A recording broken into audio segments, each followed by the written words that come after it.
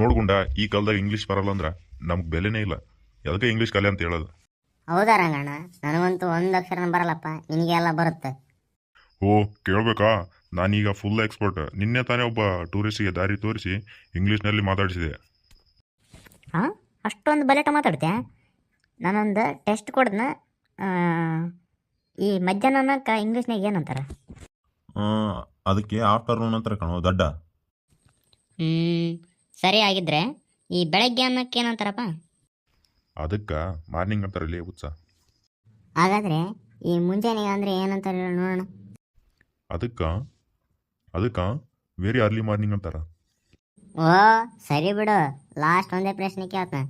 ಈ ರಾತ್ರಿ ಏನಂತಾರೆ ಹೇಳು ನೋಡೋಣ. ಅದಕ್ಕೆ ನೈಟ್ ಅಂತಾರ. ಮತ್ತೆ ಈ ಕಗ್ಗತ್ತಲು ಅಂದರೆ? ಲೋಗುಂಡ, ನಿನಗೆ ಜಾಸ್ತಿ ಆಯ್ತು, ಬುದ್ಧಿ ಆಗಿ ಹೋಗಿದೆ. ಈ ಕಗ್ಗತ್ತಿನಲ್ಲಿ ಯಾರು ಇಂಗ್ಲೀಷಲ್ಲಿ ಮಾತಾಡ್ತಾರೆ ಹೇಳು? ಕತ್ತಲಲ್ಲಿ ಕಣ್ಣೇ ಕಾಣಲ್ಲ, ಇನ್ನು ಇಂಗ್ಲೀಷ್ ಹೆಂಗೆ ಮಾತಾಡ್ತಾರ?